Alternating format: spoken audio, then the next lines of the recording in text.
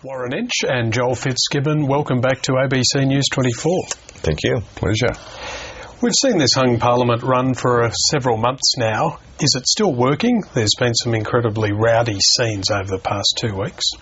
Look, I think you'll find that in any parliament, when you're debating contentious issues, there's always going to be a lot of noise, a lot of passion, a lot of debate.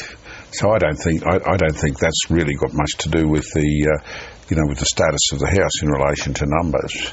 But I think it's working quite effectively, actually, and I think it'll continue to do that. Joel, a visiting UK political observer yesterday remarked that the federal parliament is worse than anything he's seen in the House of Commons. Is that a fair assessment?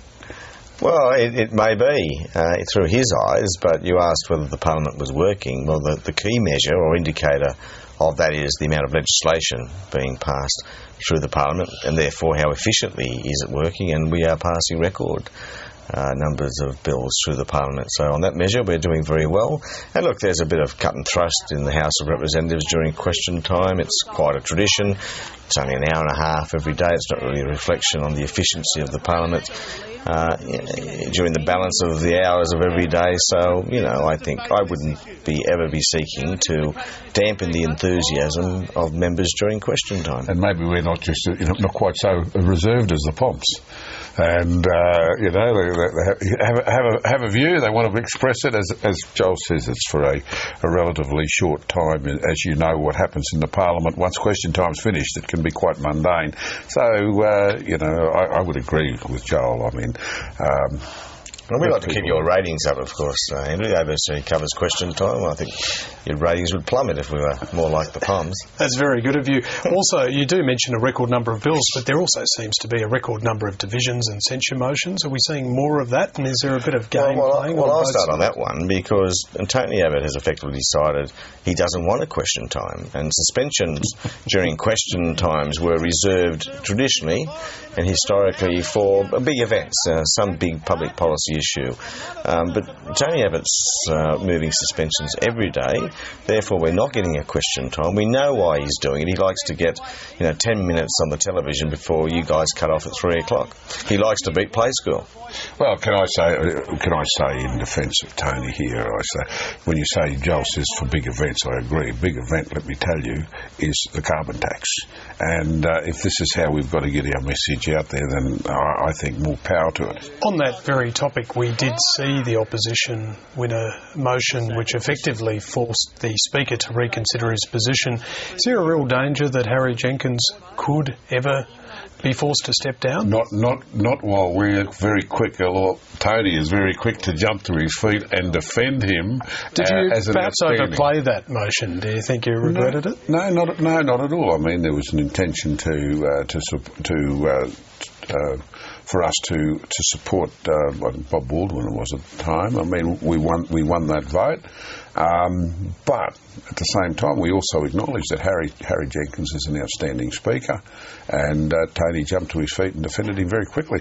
I think it's great that the Prime Minister followed afterwards and supported Tony's view on the Speaker, and I hope he remains in that position. I think he's very balanced. Joel, would you like to see Peter Slipper in his job at some stage? Well, I should first of all say that Harry Jenkins is a traditionalist. He's a sticker for the conventions of the House, and I'm sure he would have seriously considered his position. Now, that would have been unfortunate, because the tradition is if you lose the confidence of your own party, then you should no longer remain as the Speaker. But of course, Harry's party does not have the majority on the floor of the House. So I think it would have been a mistake for Harry to take it that seriously. But again, I think he's that sort of guy.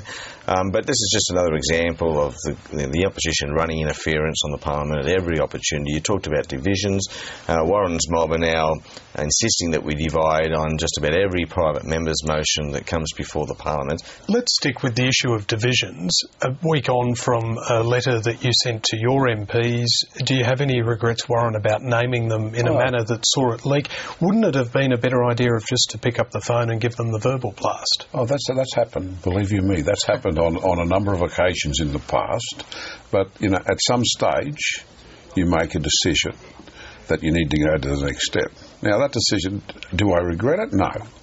I mean, it's unfortunate that somebody chose or saw fit to send it to the media for whatever reason, and it's interesting to see the spin that was put on it from the media. Most of those that got it totally wrong were journalists that never ever bothered to pick up the phone and ask me questions.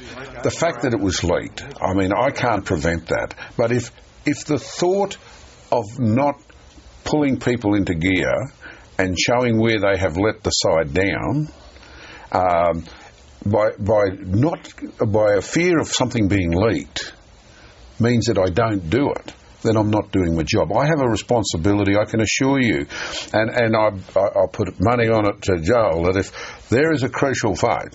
You lost one today, mate. No, but occasion. You lost one today. Well, you do. Well, we didn't lose it because of that particular event, and like you know, occasionally one of your members have a legitimate reason. They have a reason. Is he going to get an email? And on a single case, first events. No issue, but he's very much aware of the situation, and we put others in place. But what I'm saying to you is that if we don't do our job and suddenly people don't turn up because it's not convenient, then I'm telling you, the first thing that happens is there's a scream in my office, you know, what in the hell have you done? Why aren't they there? Now, my position on this is even if the leader absented himself on a crucial vote, I would do the same thing. So let's put that to Joel Fitzgibbon. Would you email Julia Gillard if she missed a vote, and would you be prepared to potentially publicly embarrass a senior minister? I thought Entsh's initiative was a great idea. I've been encouraging him to send more of them.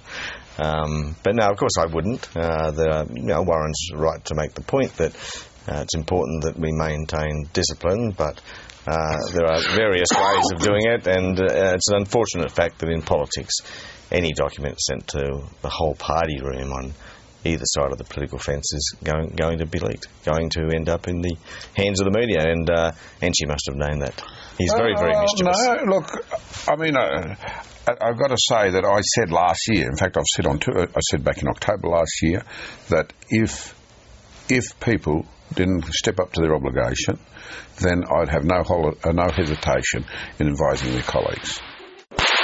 Before we do move on, are you gentlemen still good mates? You were at the start of the Parliament?